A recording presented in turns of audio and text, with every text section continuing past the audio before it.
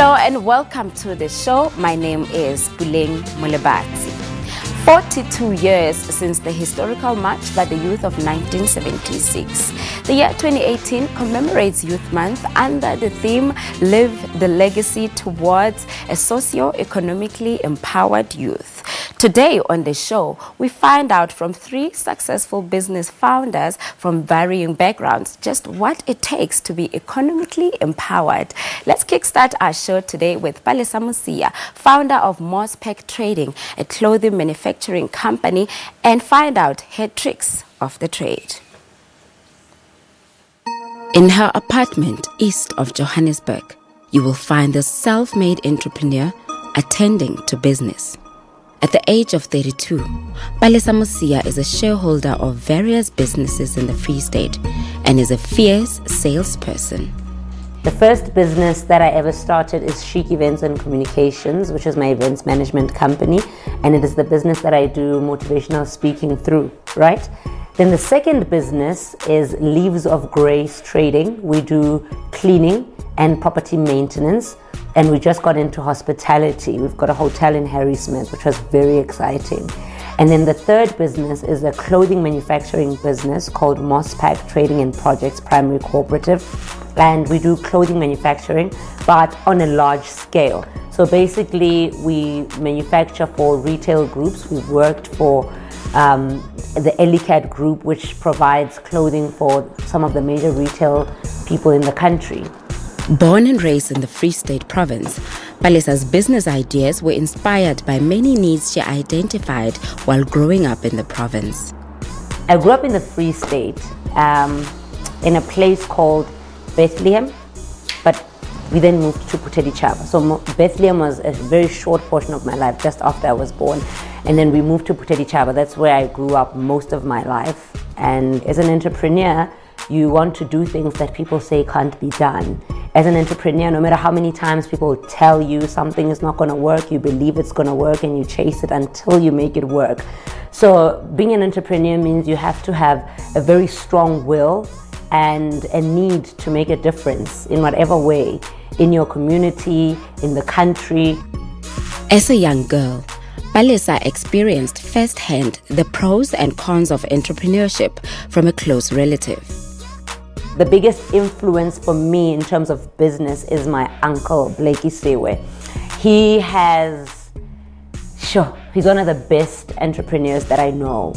He has built businesses and he's built amazing businesses. He's not afraid to start over. He's not afraid to try something different, something big, something bold, something a lot of people won't try. And he's given us so much advice in terms of our businesses. So when it comes to our growth and becoming the strong business people that we are, he has been a major influence. Some of the big lessons she learned from her mentor was to always diversify as an entrepreneur. As an entrepreneur, you always have to grow. So I felt like it was time for our business to grow. We couldn't stay in one place. We had to find other avenues, other opportunities. What else could we do to grow this business? And that's why I made the decision to branch out and start, trying to get other opportunities. And when you think about this place, Gauteng is an amazing place and it's filled with opportunities. The difficulty with it is, although there's so many opportunities, there's so many people gunning for those opportunities, right? But I've never been afraid of a challenge. I'm one of those people. I've never been afraid of a challenge.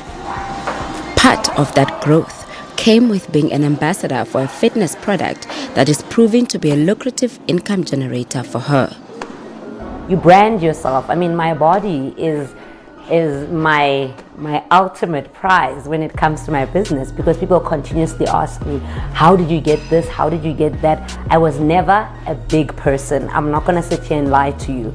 But I did struggle with a lot of parts of my body. I struggled with my thighs. They are bigger than the rest of my body. I struggled with very stubborn abdomen fat. I struggled with my inner thighs. And using these products have helped me trim that body down and get to my goal weight, which was 57 kilograms. I've been struggling to get to that weight for the past 5 years. So when I say the product works, when I put my name behind it and people believe me, then the business of fitness becomes very profitable. Palesa doesn't back off. Palesa does what she wants, and until she gets it, that's when she'll stop. So I think that's exactly what I love about her. And she believes in closing sales and selling. So she doesn't care where she is or what's going on. If she needs to sell a business, that's what she will do. Closing deals is an ultimate goal for an entrepreneur, but the journey leading to that destination is not for the faint-hearted. Palesa has also had her fair share of difficulties. I'm going to say something very controversial. I think we need to stop encouraging every single young person to start a business, because business is not for everyone. Entrepreneurship is not for everyone. It's very hard. It requires resilience, and we need to find other options for young people other than forcing them to start businesses. There's so many challenges with entrepreneurship. I mean, sometimes you don't get paid in the 30 days that is mandated when you're working with government. You get paid after 90 days, and you have to live in that period. And a lot of people leave their businesses and go back to corporate, or leave their businesses and sit home and do nothing. So firstly, we need to stop that. We need to have other avenues that young people can go into, or we need to give them the required training in order for them to succeed in business. Young people's hustle, we are not diligent with our money. And I say we because myself included. I love to shop. And for the longest time in my life, I spent my money on cars and on shopping. Fortunately for me, at the age of 26, something knocked into my head and I bought my first property. And I'm on my third property currently. And I'm very proud of that because I'm done paying rent. If we're more diligent with how we utilize our money, if we can deprive ourselves of certain things. I mean, as it stands, I think I haven't been shopping in over 6 months. And for me, that's a lot because I'm a shopper. I love to shop. But I've put my priorities straight. I know exactly where I want to go with my life, and I know the sacrifices that need to be made. Palesa shared with us and her social media following her hashtag for the Youth Month. Hello Bophelong, I'm Palesa Musia. I'm a motivational speaker and an entrepreneur. My 3 hashtags for the month of June are hashtag what are you waiting for, hashtag love your imperfections, and hashtag live with no expectations. And on that positive note, we take a short break. We share another story of a trailblazer in the world of entrepreneurship shortly after this.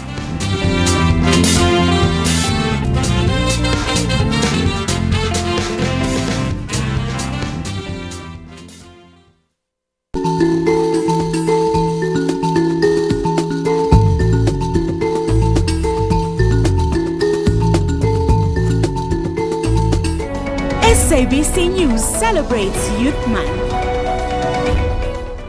Uyabona abantu abathi ngelinye ilanga ngingaphuma mina ngishiyo ANC ngenzeli enye iqembu kusho ukuthi abakangazi kahle. I'm going to start with the so-called Revolutionary Council and deal with them legally. We hold Hamas responsible for all acts of aggression from the Gaza Strip towards Israel. I think he's been treated very, very unfairly by the media. As I call it, the fake media in many cases. We know that if the evidence is presented properly, that a conviction at the end of the day could possibly follow. I don't care what it was. It's What are you trying to achieve? This is neither procedure. That's your problem. You are even replying instead of making a ruling. You are just descending into the arena. Take your seat, honorable member. That's all you know.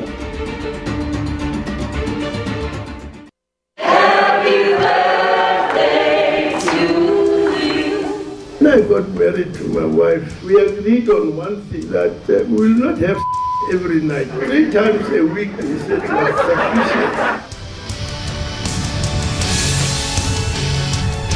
The lava was coming down and seeping through the plots of land. Kim Jong-un, he really has been open and very honorable.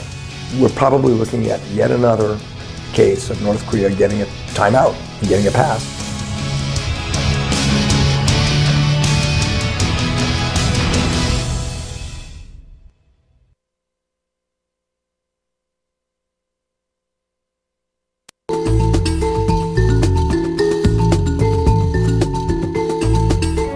SABC News celebrates Youth Month.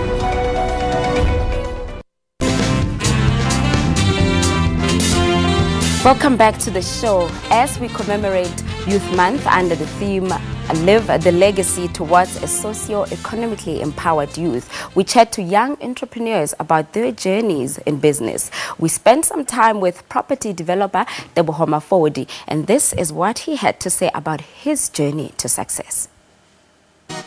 He is referred to as a serial entrepreneur by his peers and the media.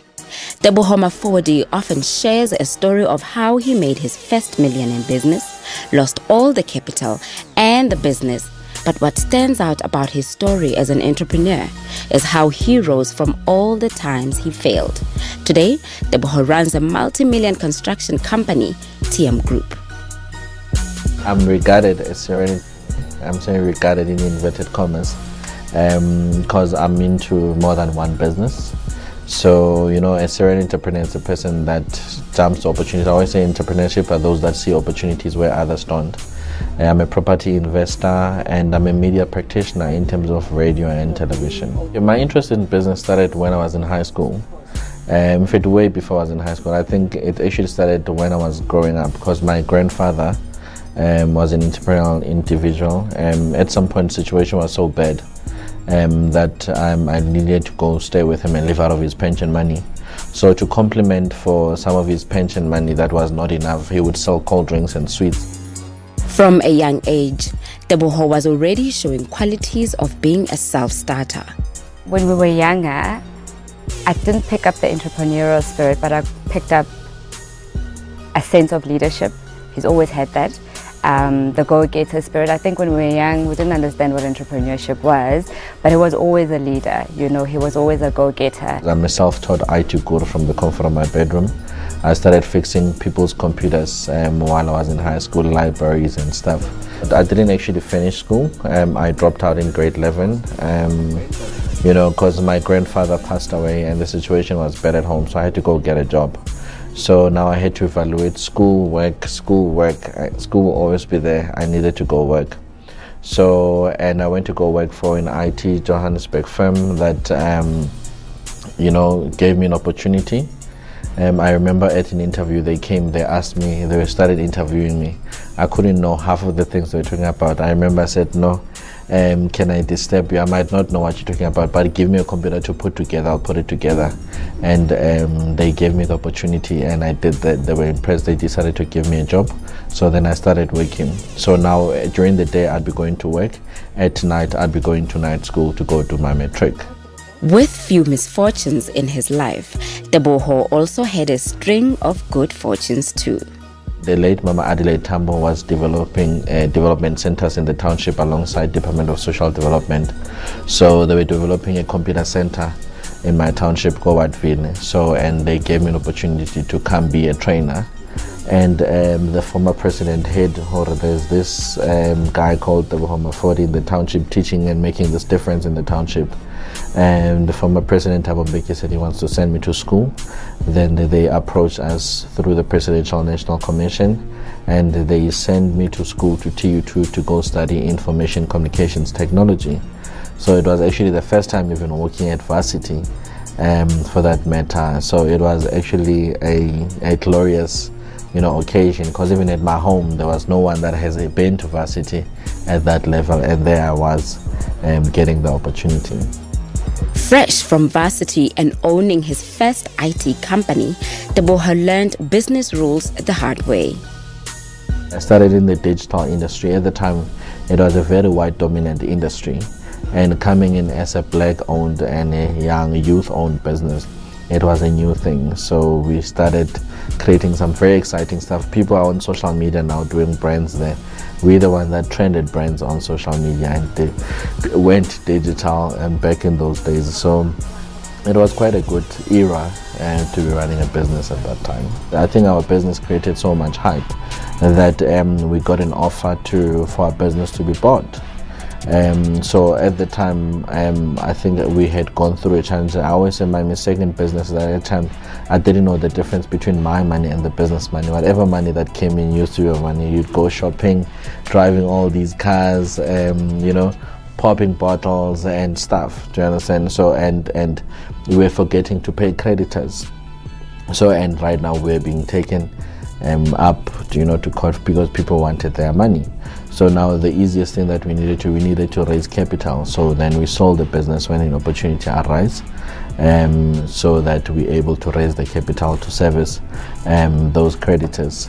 So it became an interesting journey because now you needed to sell. You were now known, or now you've got so much millions onto your bank account. The next thing you wake up in the morning, there's minus couple of millions in your bank account. You go back kokasi.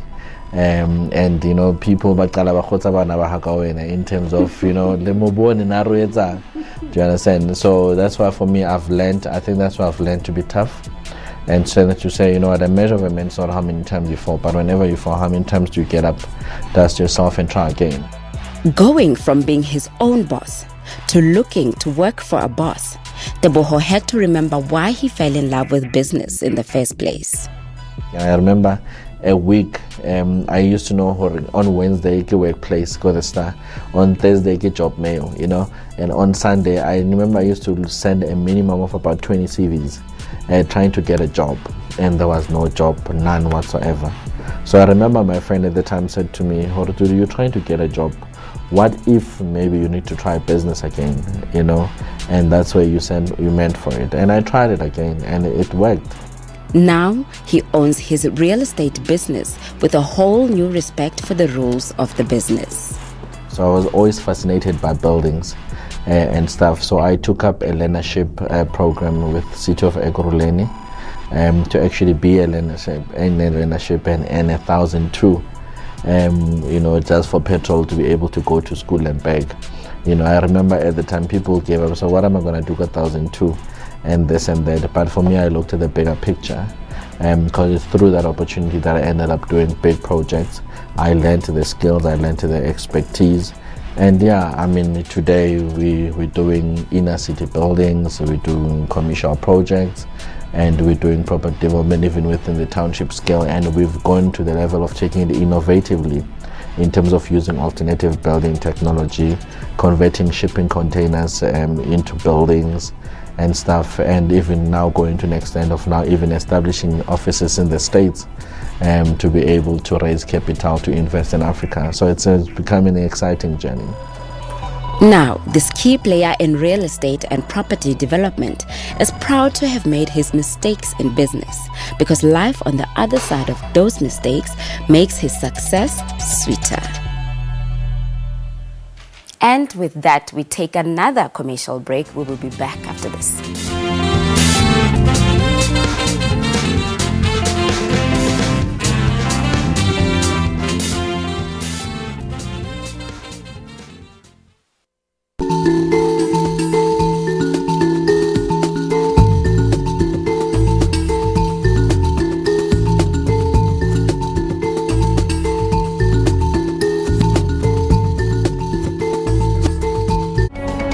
SABC News celebrates Youth Month.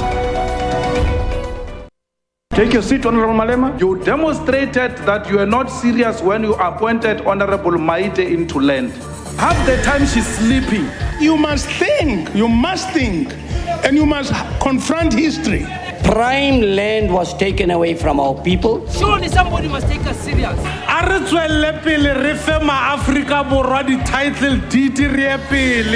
Land is about dignity, and land is also about security.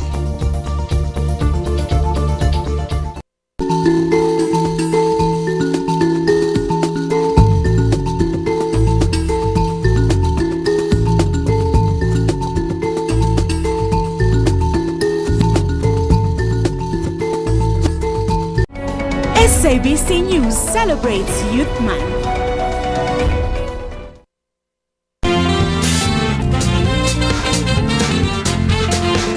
Welcome back. We wrap up today's show with one more inspiring story of entrepreneurship. Naledi Mutapo shares with us how her first job as an advocate funded her first business. Today, she is founder of multiple beauty shops in Johannesburg. Let's have a look at her story.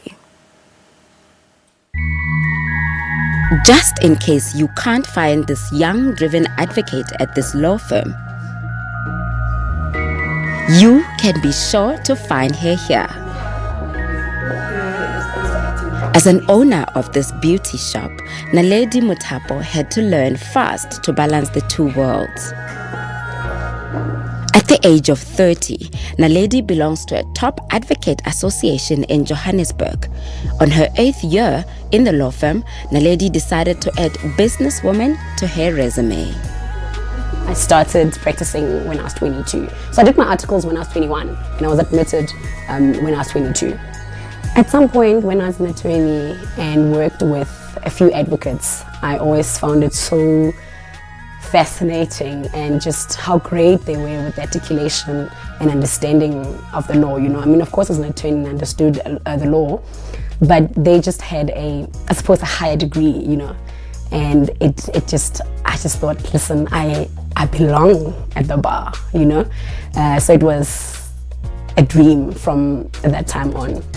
So 2014, I joined the bar. You know, when I started, I had one of my senior colleagues give me very great advice. He said to me, you know, it's a very unstable place. You never know what could happen. So just make sure that when you make money, put away enough to at least cover you for 6 months if anything happens, you know. So I did that, took the advice, did that. And a couple of years down the line, found myself with some money, and I thought, hey, these are my awesome savings that I'm putting away for my 6-month salary. But I want to be in business. You know, when I go into business and it's proving a bit difficult to get funding, so I'm going to use my savings.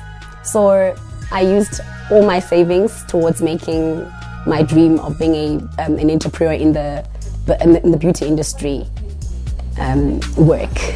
Her beauty shop in Rivonia has taken off since, and she oversees the day-to-day running of it. Although I have quite a great support structure, a great team that I work with here, I oversee everything. So I have technicians, beauty therapists, and I have a host. But I am the manager. So the day-to-day running, yes, I'm very much involved in that. But where do you get the time? So there isn't time, you make time. I guess everybody makes time for the stuff that makes their heart, that sets their hearts on fire, you know. And that's me. This is one of those things that really sets my heart on fire. And so on any given day, I make time for my salons, you know. So the great thing with this and my other job, being an advocate, is that in both industries, I sort of own my time. You know, so I'm able to properly divide myself between being an owner of a beauty salon and also being an advocate and running that practice. It is true that if you're going to run it, you've got to know it. So what I did after I bought the license to franchise, I went for training, for nail training. So I took up a nail course. I had never touched a nail brush in my life. So it was quite a hard one. You know, it was very different from reading files and speaking to judges. Quite a challenge, but I quite enjoyed it, and I absolutely love it right now. It's very therapeutic for me. It's not always therapy for Naledi, as this business comes with managing personnel, which is quite different from her work as an advocate. The biggest challenge, I tell you what, is stuff, actually. I think I've just come here and I've learned that, shucks, man, it's quite a different world, you know.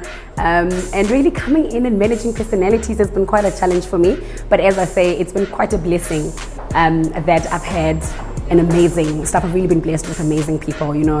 And what I've also done really to minimize that stress, at least stress on that front, what I've done is hired people on personalities. So I've always hired people that I get along with. Although challenging at times, Naledi's brother is quite confident that she is made for both worlds. I was quite comfortable with her being a lawyer. Yeah, or in fact, I thought she would actually, you know, take a different field. But she went to law school, and we were very supportive to her, you know, being a lawyer. And when she started opening the business, it was the thing that, look, are you living this profession that is so real, so safe, and you venturing in something that is not safe, that is where you don't know what is actually going to happen. But we are very supportive. We're very supportive. We know that she has tried something before, and with the energy and the passion that she put into that, we knew that she's actually going to make it. Look, we're very excited. We're very pleased. I mean, the least she could do was just to become a good lawyer, but I think she surpassed that, and it's very pleasing. We're very proud of her, and I know for a fact with the way she has conducted herself that this business is going to grow. Working as an advocate didn't only fund Naledi's first business, it also gave her an advantage when it comes to negotiating business deals. Definitely, I've been able to use my skill as a lawyer in the business, in the beauty industry. As a lawyer, I'm trained to see things that other people can't see. You can't give me a bad deal. You can't cheat me, because I'll read my own contracts. I know what's going on in my contracts. I know how this thing is going to pan out. When we're asking things, I'm always able to see when the dots don't connect. Drive and commitment has certainly made it possible for this young businesswoman, proving that it can be done when you put effort behind it. So hashtag, what are you waiting for? Would like to thank all our featured guests for sharing those valuable tips of entrepreneurship. I hope today's episode gave you that push to get started on whatever it is that you are passionate about. Thank you so much for watching. Until next time, goodbye.